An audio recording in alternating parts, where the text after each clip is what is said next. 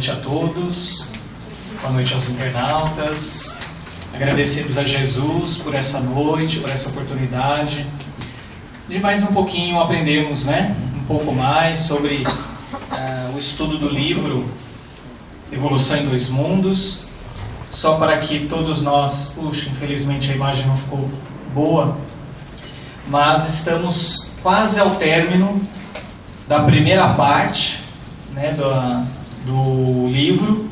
Falta mais um capítulo, capítulo 20, que é o último capítulo da primeira parte, e posteriormente nós temos aí uma sequência de capítulos que fazem parte da segunda parte. Aí são temas um pouco mais abertos e aonde demandará dos expositores trazer conhecimentos de outras literaturas, complementando os assuntos. Acredito que aquela linguagem mais rebuscada, um pouco cansativa dos outros capítulos, vai dar lugar a um espaço talvez de um pouco de maior facilidade, não só na própria exposição, quanto também na compreensão dos assuntos.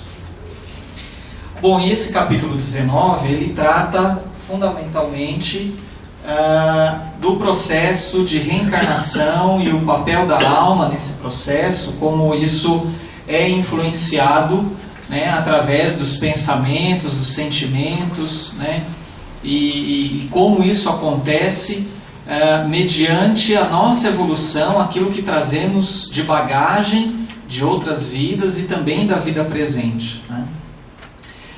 Então o autor nos traz que com a morte física, a alma, quando ocupada, sofre minucioso processo de purgação, tanto mais produtivo, quanto mais se lhe exteriorize a dor do arrependimento.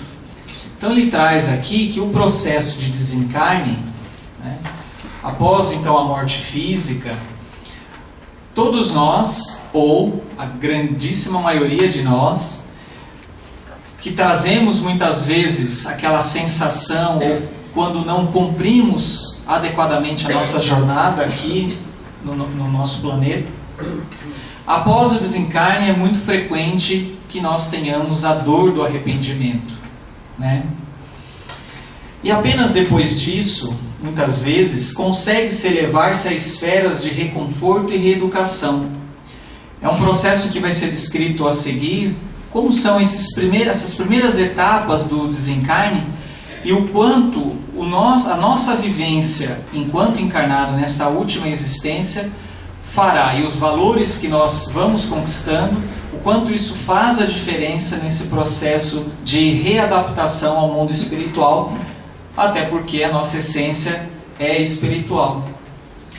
E ele continua que se a moléstia experimentada na veste somática, no corpo físico, foi longa e difícil, abençoadas depurações terão sido feitas. Então aqui, por exemplo, ele relata muitas vezes em relação àquelas situações onde nós nos deparamos com provações extremamente difíceis, seja pelo comprometimento social, pelo comprometimento familiar, pelo adoecimento físico, entre outras questões.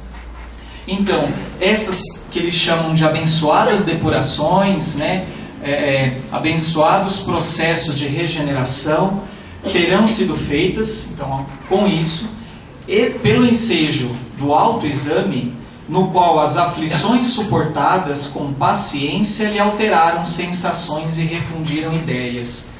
Ou seja, quando nós vivenciamos muitas vezes essas situações ao longo da existência física, se suportadas com paciência, isso obviamente fará com que a necessidade de reajuste terá se cumprido da melhor forma possível. Obviamente, eu gostaria de ressaltar isso, que isso não quer dizer que aquele que sofre, que padece de algum mal, seja físico, mental, social, etc., ele não merece ser acolhido, ele não merece ser amparado, ele não necessita de que a sua dor, de que seu sofrimento seja aliviado. E esse alívio, obviamente, ninguém aqui está dizendo, obviamente, nós como espíritas,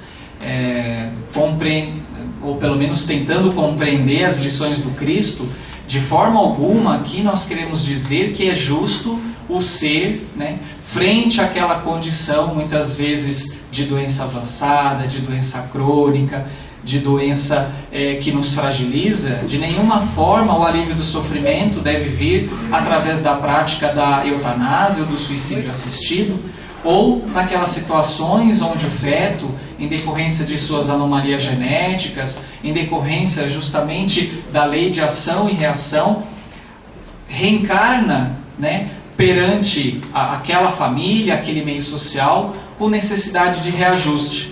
E frente a essa situação também não é legítimo, de forma alguma, a prática do aborto ou do infanticídio. Mas é importante destacar que frente ao sofrimento é preciso que tenhamos toda a atenção necessária, que vai desde o cuidado com a dor, o tratamento da dor, a atenção psicológica, a atenção espiritual. Porque muitas vezes o que nos deparamos dentro do meio espírita, em especial, posso assim dizer, é esse entendimento de que o ser passando pelo sofrimento, ele deve sofrer aquilo. E muitas vezes achar que a dor é normal, que a depressão é frescura, ou qualquer coisa nesse sentido. Então é importante que a gente tenha isso em mente e que, independentemente da situação que nos encontramos, é de suma importância que recebamos todo o amparo, todo o conhecimento necessário e fundamental para o controle e o alívio do sofrimento humano. Todavia, continua ele, se essa operação natural não foi possível no círculo carnal, mas se lhe agravaram os remorsos, depois do túmulo, por recalcados na consciência, né, chamada consciência pesada, a aflorarem todos eles através da reflexão, renovando as imagens com que foram fixados na própria alma. Ou seja, se nós não conseguimos aceitar e enfrentar determinadas situações na nossa vida, que muitas vezes pedimos antes de reencarnar, e se damos a eles, né, uma intensificação através da raiva, da rebeldia, da falta de fé, obviamente isso vai ainda comprometer ainda mais o nosso processo de reajuste. Não é à toa que se vocês forem buscar no dicionário definição de consciência, uma delas que nós vamos encontrar é essa daqui: sistema de valores morais que funciona mais ou menos integradamente na aprovação ou desaprovação das condutas, atos e intenções próprias ou de outrem. Veja que está inserido em nós, através do nosso processo evolutivo, nós vamos conquistando essa capacidade de reflexão e de entendimento. E, obviamente, nós vamos começar a ter a consciência sobre as nossas atitudes, as nossas palavras, as nossas ações. Cícero, o grego, dizia, né, a minha consciência tem mais peso para mim do que a opinião do mundo inteiro. Então, criminosos que mal ressarciram os débitos contraídos, e aqui ele vai para os exemplos, instados pelo próprio arrependimento, plasmam em torno de si mesmos as cenas degradantes em que arruinaram a vida íntima, alimentando-se à custa dos próprios pensamentos desgovernados. Olha a importância das atitudes que nós tomamos e o quanto isso pode, né, trazer um comprometimento ao nível das nossas consciências. Caluniadores que aniquilaram a felicidade alheia vivem pesadelos espantosos, regravando nas telas da memória os padecimentos das vítimas, como no dia em que as fizeram descer para o abismo da angústia, algemados ao pelourinho de obsidentes recordações.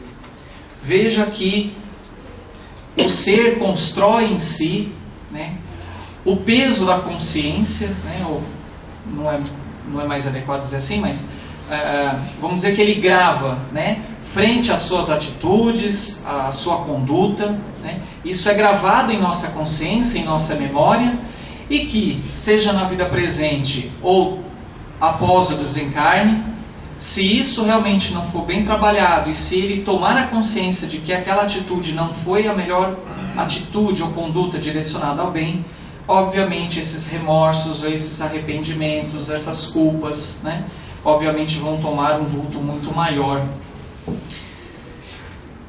Os tiranetes diversos também envolvem a sentir nos tecidos da própria alma os golpes que desferiram nos outros. E os viciados de toda sorte, quais os dipsômanos, são os bêbados, e os morfinômanos, né, os viciados em tóxicos, como a morfina, em casos muito especiais, experimentam agoniada insatisfação, qual ocorre também aos desequilibrados do sexo, que acumulam na organização psicossomática as cargas magnéticas do instinto em desvario, pelas quais se localizam em plena alienação. Vejam as diversas situações, né, que vão repercutir no ser de maneira negativa em decorrência dessa tomada de consciência frente aos seus atos, em especial os atos não direcionados ao bem. Portanto, as vítimas do remorso padecem assim por tempo correspondente às necessidades de reajuste, larga internação em zonas compatíveis com o estado espiritual que demonstram. Então, na verdade, aquilo que muitas religiões chamam de inferno, né, na verdade nada mais são do que nada mais é do que a própria consciência, né, presa em si, alimentada pelo remorso, e obviamente também ao campo vibracional onde esse ser que desencarnou vai habitar, né? Então, esse conceito de inferno, né, ele traz, né, que nada mais surge, ou a ideia trazida por várias religiões dentro desse aspecto, em termos de consciência, que o ser acaba adquirindo, existe perfeitamente como um órgão controlador do equilíbrio moral nos reinos do espírito. A consciência nos dirige, nos rege. Assim como a penitenciária e o hospital se levantam na terra, como retortas de recuperação e de auxílio. Portanto, aqueles, né, presos nos males produzidos se assemelham àqueles, né, que estão nas penitenciárias, né, ou mesmo os doentes nos hospitais, ou seja, também necessitam de reajuste, também necessitam, né, da tomada de consciência e da mudança, né, em suas vidas, na sua consciência, na direção do seu pensamento. O além-túmulo, no entanto, o estabelecimento, o além-túmulo, né, o estabelecimento depurativo, como que reúne em si os órgãos de repressão ou de cura, porquanto as consciências empedernidas aí se congregam às consciências enfermas. Então aqui o autor discorre sobre esses mundos, né, onde o ser, após o desencarne, após essa reflexão, ou eles envolvidos em torno do remorso, e obviamente em contato com seres espirituais que vibram na mesma sintonia, geralmente também dominados, né, pelo mal, né, quer dizer, tendo suas atitudes, seus pensamentos não direcionados ao bem, esses seres então passam a conviver, né, com outras entidades que se lhe assemelham. E obviamente vivem uma comunhão dolorosa, mas necessária, né? E por quê? Em que o mal é defrontado pelo próprio mal. Muitas vezes, né, talvez na grande maioria das vezes, ou quase sempre, infelizmente ainda dentro do nosso processo evolutivo, nós somos muito mais sensibilizados à mudança quando nós passamos por alguma situação de dor, de dificuldade, de perda, né? Parece que ainda é muito mais fácil para nós aprendermos pela dor do que pelo amor. Mas no fundo, não é o melhor caminho e não é o mais fácil.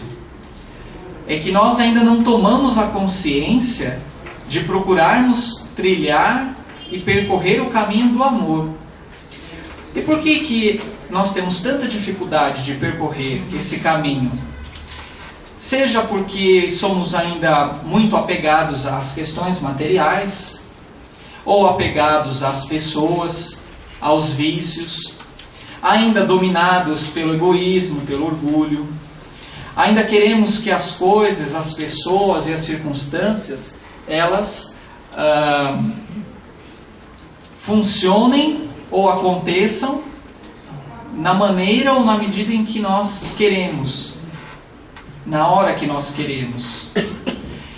E vamos deixando de muitas vezes refletir, né, sobre a nossa conduta no dia a dia, vamos deixando de perceber o quanto o outro precisa de misericórdia, assim como nós também pedimos misericórdia a Deus, assim como nós queremos ser compreendidos e não conseguimos compreender o outro.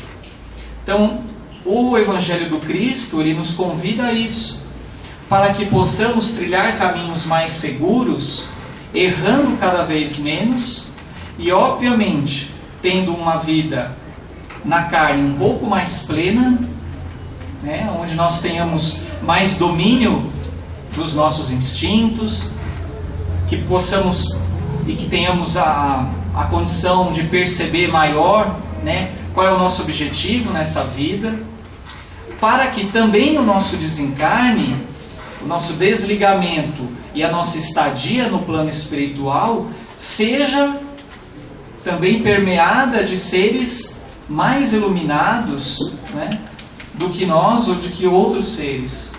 Mas isso depende de cada um de nós. Então, a fim de que, quando defrontados pelo próprio mal, a fim de que, em se examinando nos semelhantes, esmoreça por si na faina destruidora em que se desmanda. É assim que as inteligências ainda perversas se transformam em instrumentos reeducativos daquelas que começam a despertar, pela dor do arrependimento, para a imprescindível restauração. Me fez lembrar aqui uma outra comparação, que é quando nós vamos à casa espírita, ou quando nós lemos, né, alguma obra espírita, e quando nós pensamos ou discutimos o termo obsessão, né, é muito frequente que nós, infelizmente, ainda tenhamos a ideia de que a obsessão é algo apenas vindo de fora em relação a nós, né, de fora para dentro ou de fora para si. E na verdade nós nos esqueceremos de que na verdade também muitas vezes somos obsessores de outros seres, encarnados ou desencarnados. E atraímos isso em decorrência dos pensamentos que vamos mantendo, da sintonia, né, que vamos compartilhando com essas entidades. E muitas vezes os irmãos procuram a casa espírita dizendo: estou com obsessão, tem um espírito que está me perseguindo, é um malfeitor do passado. E na verdade, para que esse laço, essa sintonia, ela seja dissociada, e muitas vezes na presente vida vai haver a necessidade de um convívio, mas frente ao autoburilamento, ao reajuste moral do ser encarnado, por exemplo, é que esse espírito desencarnado, dito obsessor, que por algum motivo está tentando trazer algum prejuízo ou influenciando negativamente a essa pessoa, é a partir da nossa renovação íntima é que vamos conseguindo fazer com que aquele espírito possa também começar a perceber a importância da mudança e de reconhecer em nós alguém diferente do passado ou da própria vida presente. Portanto, falarmos em renovação íntima, falarmos em aderência ao Evangelho do Cristo, é também uma terapêutica importante para que deixemos de ser obsessores de outros e para que os obsessores também deixem de ser de cada um de nós. E isso é muito interessante porque, na verdade, reflete um sentimento universal que é o da fraternidade, de que todos precisam caminhar juntos, de que Deus não é injusto, de que as oportunidades existem para todos e que depende de cada um de nós o nosso bem-estar, a libertação dos nossos males íntimos e, obviamente, das influenciações que somos defrontados. Portanto, o inferno, dessa maneira, no clima espiritual das várias nações do globo, e aqui as nações do globo eu entendo não só do ponto de vista físico, mas também espiritual, os diversos mundos, ambientes. Então, o inferno, dessa maneira, do ponto de vista espiritual, pode ser tido na conta de imenso cárcere hospital, como comentamos anteriormente, em que a diagnose terrestre, o processo de entendimento das causas, das etiologias, encontrará realmente todas as doenças catalogadas na patologia comum, inclusive outras muitas desconhecidas do homem, não propriamente oriundas ou sustentadas pela fauna microbiana do ambiente carnal, que levam às infecções, mas nascidas de profundas disfunções do corpo espiritual, pensamentos e sentimentos, e muitas vezes nutridas pelas formas pensamentos em torturado desequilíbrio, criado por si ou influenciado por outros espíritos, classificáveis como larvas mentais, formas pensamentos destruidoras, larvas mentais, de extremo poder corrosivo e alucinatório, não obstante a fugaz duração com que se articulam, quando não obedecem às ideias infelizes, longamente recapituladas no tempo. Portanto, nesses lugares de retificadoras inquietações, alija o espírito endividado a carga de superfície, exonerando-se dos elementos de mais envolvente degradação que o aviltam. E por que isso? Porque é através do contato com esses outros seres, em contato com a dor, em contato com a angústia, nem sempre, quer dizer, sempre acontecerá, mas talvez não de uma maneira imediata, aquele espírito que tomou atitudes, que não procurou vivenciar os ensinamentos do Cristo, é nesse ambiente, juntamente com a dor, é que vai ter a oportunidade, muitas vezes, do arrependimento. Vai, obviamente, em algumas situações, se cultivar a fé, se lembrar de que há um Deus bom e justo. Obviamente, ele vai abrir um canal de sintonia para que outros seres de luz, espíritos mais evoluídos, possam chegar até ele e recolhê-lo, que é o que muitas vezes nós vemos nas chamadas reuniões mediúnicas, por exemplo. Contudo, tão logo revele os primeiros sinais de positiva renovação para o bem, registra o auxílio das esferas superiores, que, por agentes inúmeros, apoiam os serviços da luz divina, onde a ignorância e a crueldade se transviam na sombra. É isso que nós comentamos anteriormente. Então, qual doente, agora acolhido em outros setores, então, após o recolhimento desse ser, que estava em áreas, em regiões de maior sofrimento,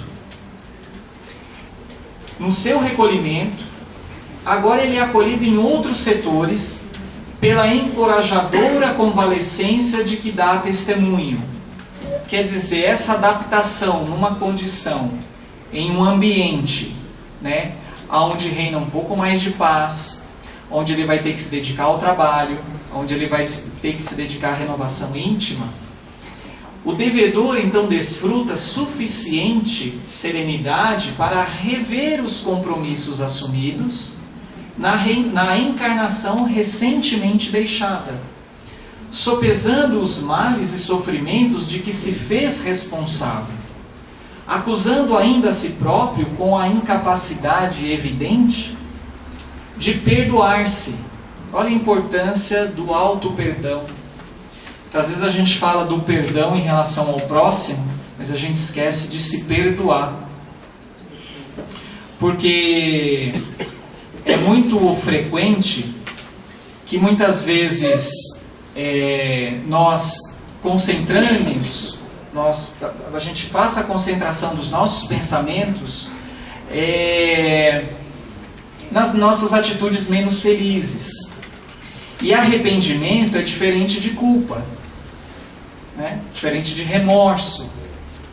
Então é importante que nós também, frente a atitudes menos felizes, que porventura venhamos a cometer, que tenhamos, né, a humildade de desenvolver em nós o auto-perdão. E, obviamente, tomar uma atitude, uma conduta diferente daquela que até então nós vínhamos tomando, ou que tomamos, e a partir daí fazer um caminho diferente, porque talvez voltar atrás a gente não vai conseguir, mas fazer um caminho diferente, esse todos nós conseguiremos. Portanto, perdão. Então, com a incapacidade evidente de perdoar-se, tanto maior, quão maiores lhe foram no mundo as oportunidades de elevação e luz de conhecimento. Então, aqui ressaltando a importância do auto-perdão. Muita vez, continua o autor espiritual, ascendem a escolas beneméritas, a locais, né, consideradas como escolas do bem, nas quais recolhem mais altas noções da vida. Ter um intelecto desenvolvido, ter conhecimento, é bom. Mas não é necessário quando nós estamos falando de virtudes, por exemplo. Conhecimento é diferente de virtude. Então é importante que, à medida também que tenhamos a força, a determinação de aumentar o nosso conhecimento, mas também de trabalhar e desenvolver as nossas virtudes. Então, muitas vezes, nessas escolas beneméritas, recolhendo altas noções da vida, desenvolvendo as suas virtudes, aprimoram-se na instrução, aperfeiçoam impulsos e exercem preciosas atividades, melhorando os próprios créditos. Todavia, as lembranças dos erros voluntários, ainda mesmo quando as suas vítimas tenham já superado todas as sequelas dos golpes sofridos, entranham-se-lhes no espírito por sementes de destino, de vez que eles mesmos, em se reconhecendo necessitados de promoção a níveis mais nobres, pedem novas reencarnações. Vejam, as sementes de destino nada mais são do que essas novas reencarnações com as provas de que carecem para se quitarem consciencialmente consigo próprios. Veja que o nosso processo de melhoramento, de reajuste, ele está atrelhado à nossa vontade e à nossa consciência, que ao escolhermos a reencarnação, temos a oportunidade de colocar em teste aquelas decisões de mudança, de suportar, né, aquelas pessoas que de alguma forma talvez nós não tivemos um convívio adequado em outras vidas, passando por situações e enfrentando-as de maneira a trazer ou fazer com que nós nos aperfeiçoemos, com o intuito de que aperfeiçoemos cada vez mais, né, essas nossas virtudes e, obviamente, trabalhando a nossa moralidade. Nesses casos, a escolha da experiência é mais que legítima, porquanto, através da limpeza de limiar, efetuada nas regiões retificadoras, veja, essas regiões retificadoras, o que nós muitas vezes conhecemos como umbral, ou zonas umbralinas, né, são também áreas, né, de grande oportunidade de limpeza, de restauração.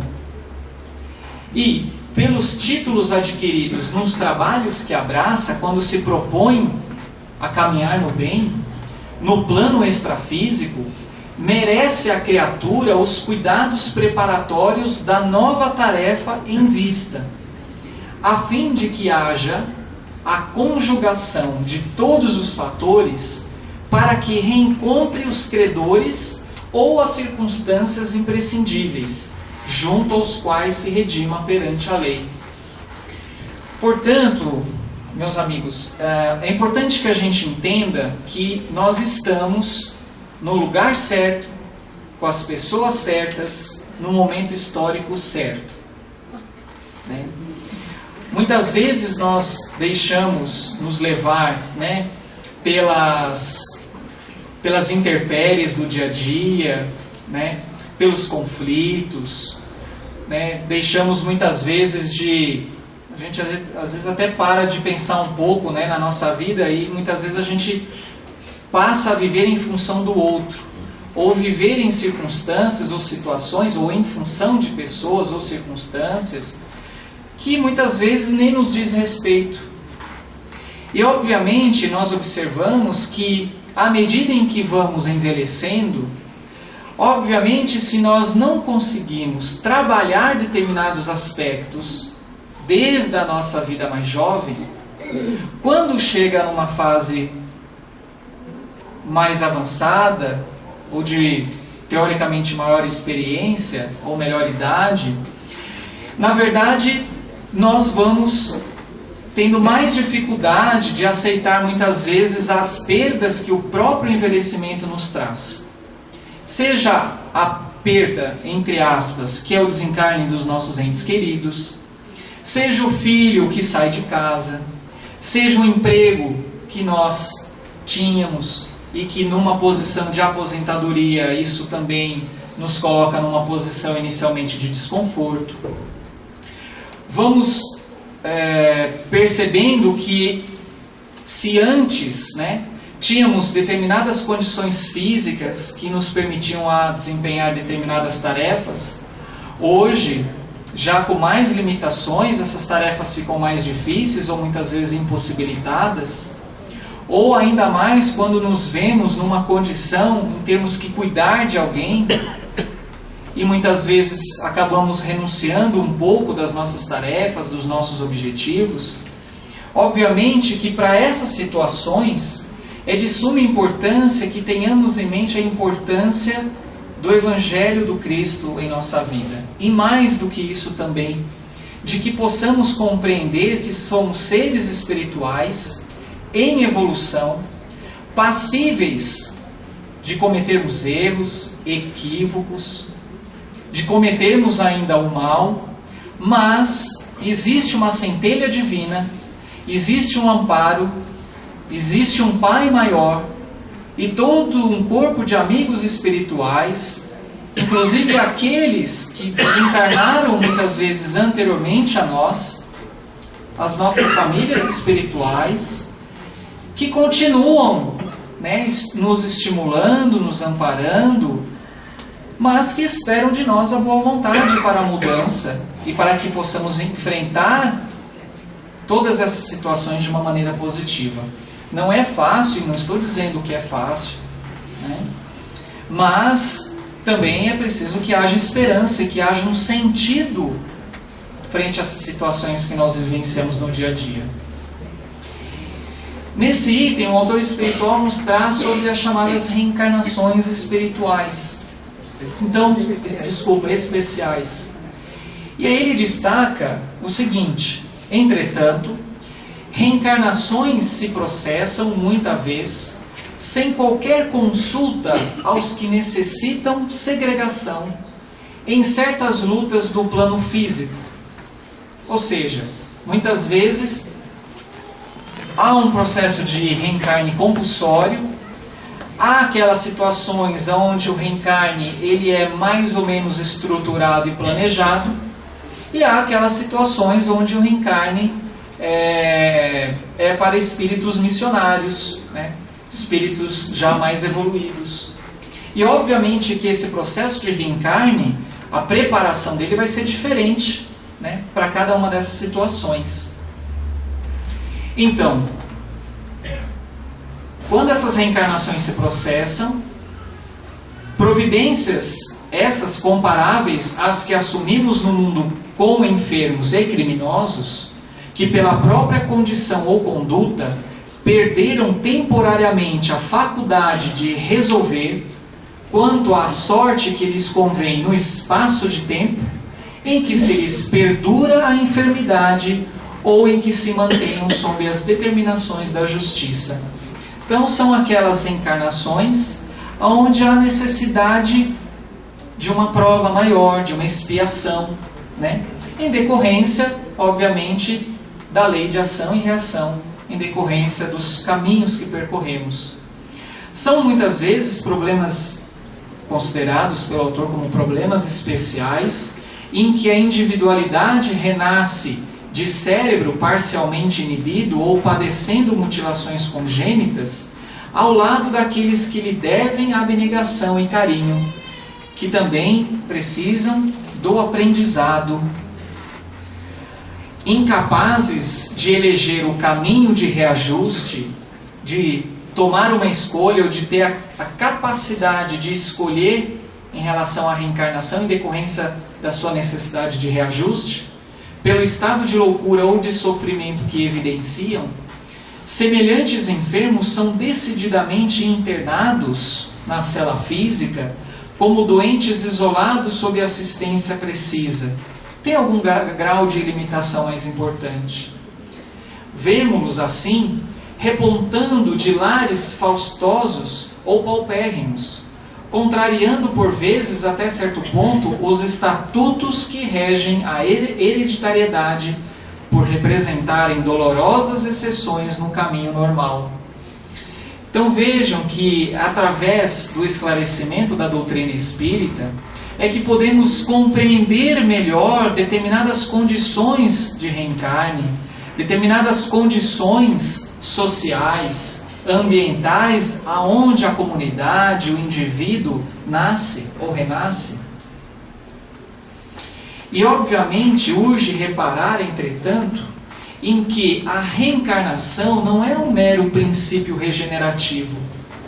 Ela é evolução natural, né? A evolução natural nela encontra firme apoio. Reencarnação como lei natural, como lei biológica, como necessidade. Criaturas que avultam na bondade, em muitas ocasiões, requerem conhecimento nobilitante. E muitas que se agigantaram na inteligência permanecem à míngua de virtude. Quer dizer, apenas ter conhecimento não basta para termos uma reencarnação de tal forma ou de outra. É preciso também que, à medida que tenhamos conhecimento, também possamos desenvolver as nossas virtudes. E aqui eu coloquei essa figura, né, para ilustrar. Aqui não dá para ler, mas deixa eu ler aqui para vocês. Reencarnação em alguma coisa, e aqui embaixo ele coloca que fila de espera de 40 anos, né? Então veja que o como nós devemos aproveitar a nossa jornada, porque muitos gostariam de estar onde nós estamos para ter a oportunidade de reajuste. Então, outras inumeráveis, embora detendo preciosos valores nos domínios do coração e do cérebro, após longo estágio no plano extrafísico, sentem fome de progresso renovador por inabilitadas.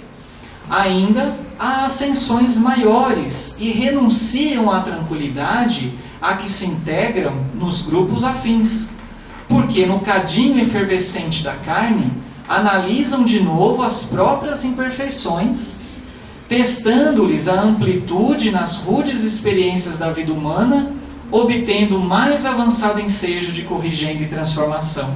Então a reencarnação não é um acaso. Para uma grande parcela de nós, escolhemos estarmos aqui. Escolhemos a família que iríamos reencarnar. Escolhemos o momento histórico, escolhemos as nossas profissões, escolhemos os filhos que teríamos.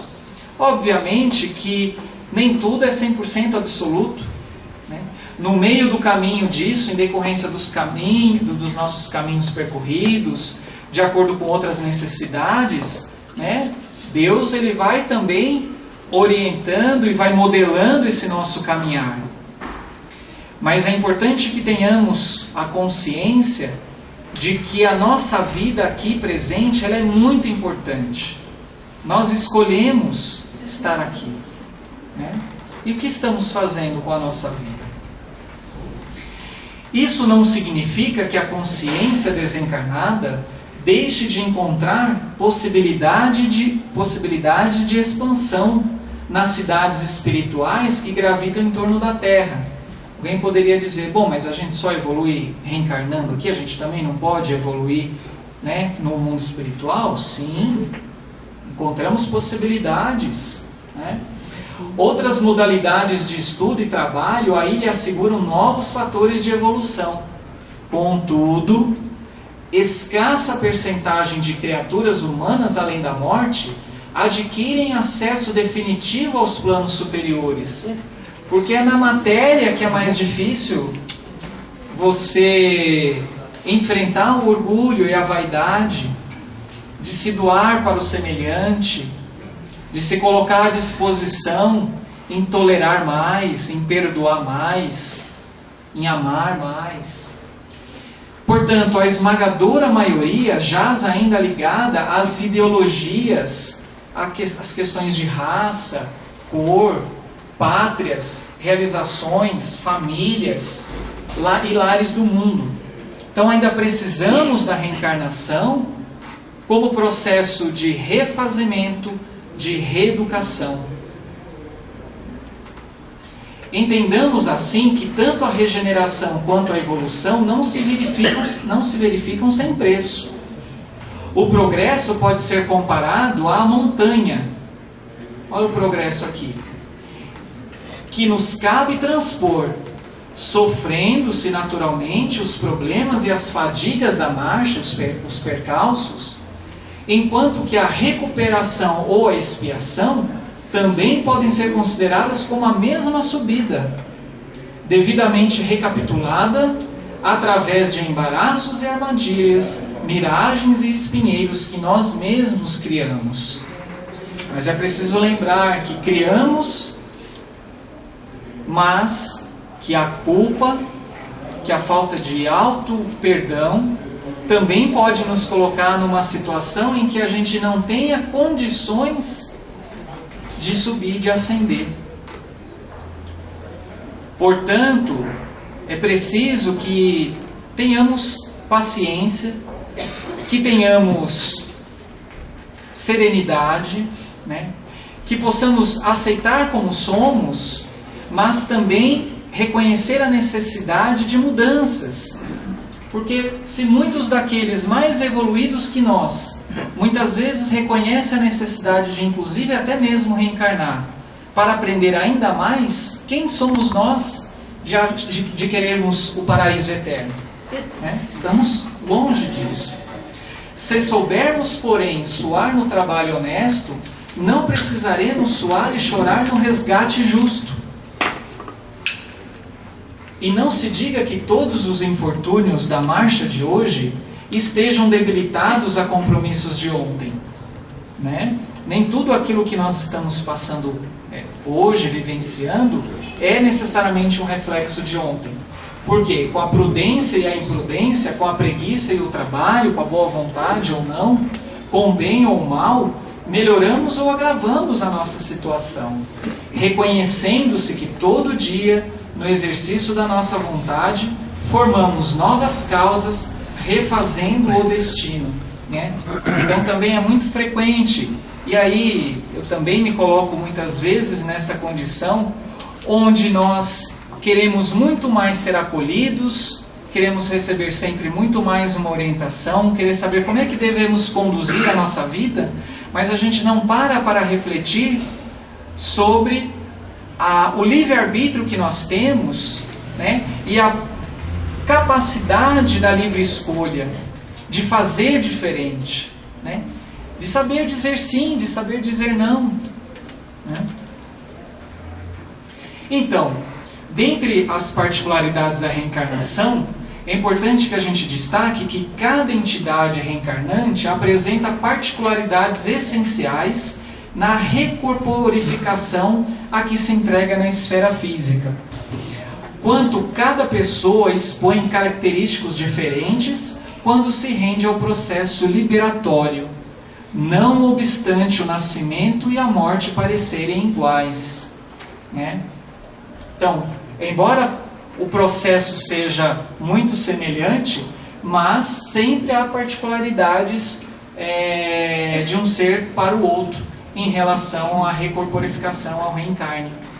Os espíritos categoricamente superiores, quase sempre em ligação sutil com a mente materna, que lhes oferta a guarida, podem plasmar por si mesmos, e não raro, com a colaboração de instrutores da vida maior, o corpo, né? Então ele plasma através do seu pensamento, né? Da sua moralidade, da sua capacidade e merecimento.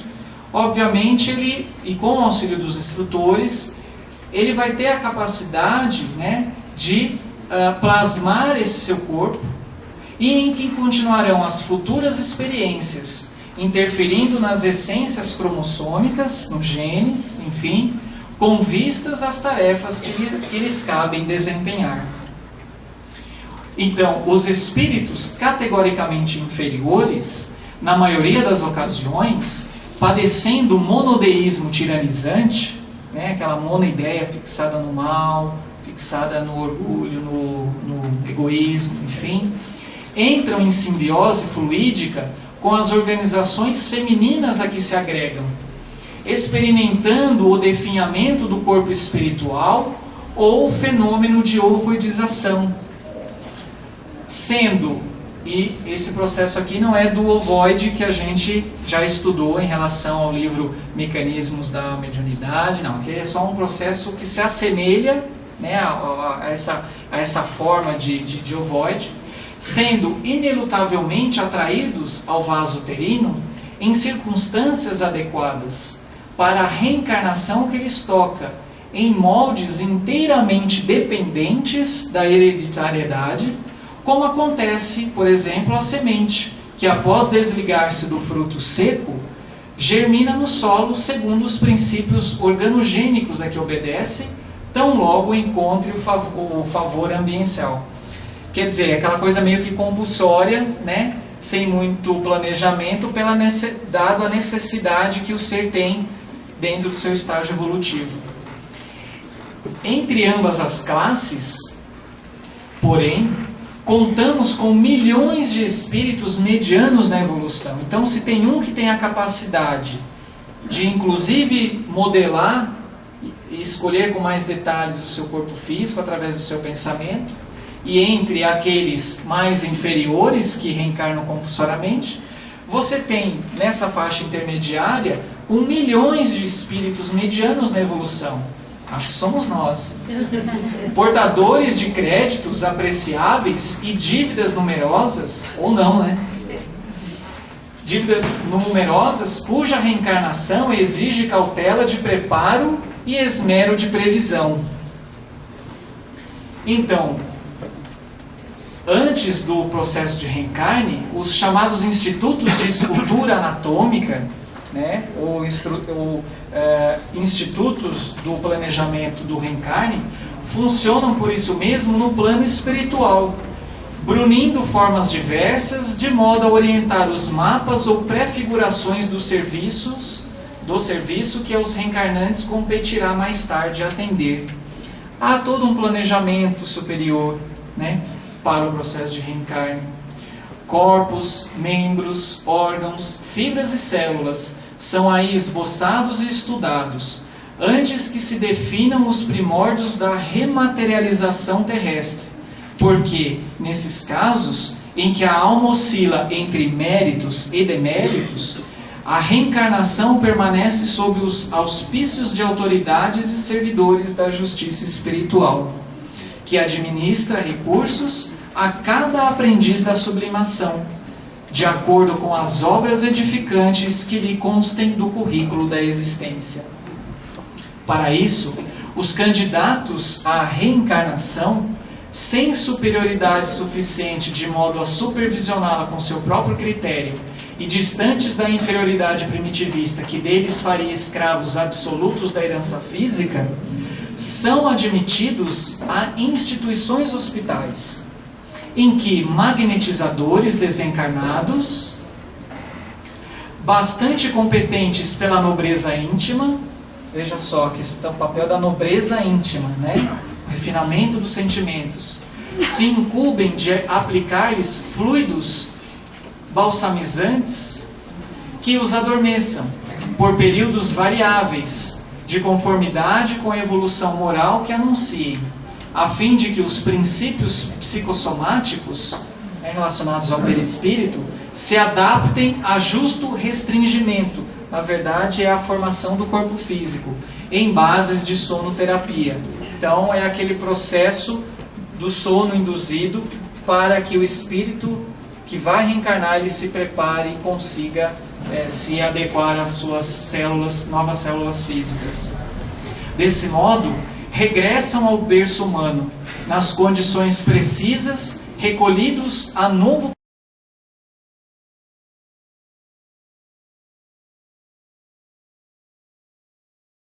corpo, qual operário detentor de virtudes e defeitos, a quem se concede novo uniforme de trabalho e a nova oportunidade de realização. Né? Somos operários, e que sejamos operários do bem.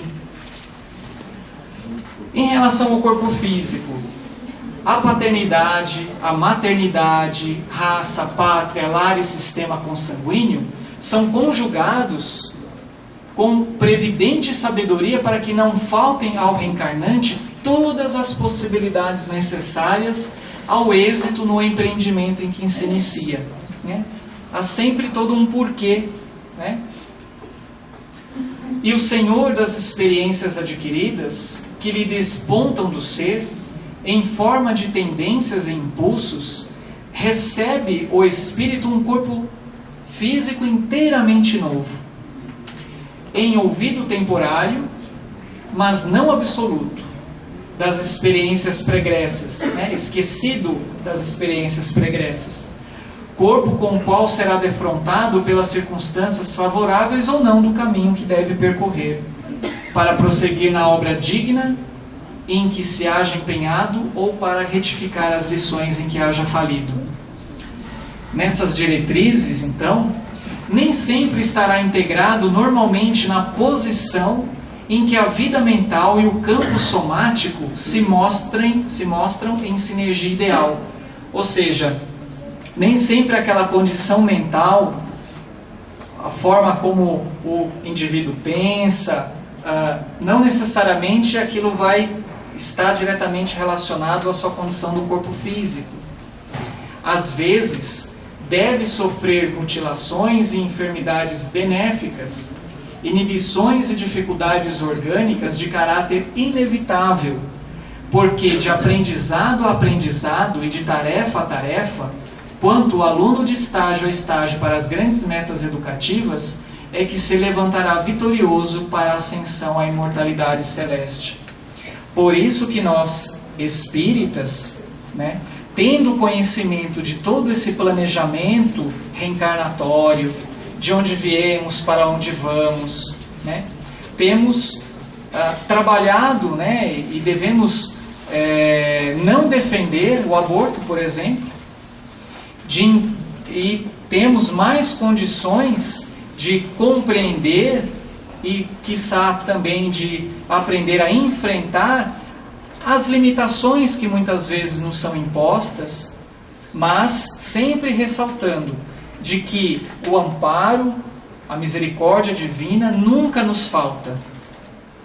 E que possamos todos nós, né, aurir forças dentro desta casa de oração e através da prática do bem, através dos momentos de oração, através das mudanças de pensamento, para que possamos efetivamente renovar os nossos pensamentos, renovar as nossas condutas, renovar os nossos sentimentos, para que a nossa jornada seja uma jornada de grande evolução para os nossos espíritos, para que tenhamos condição, ao desencarnar, estarmos numa condição moral, né, e espiritual melhor daquela quando nós chegamos aqui nesse nosso planeta.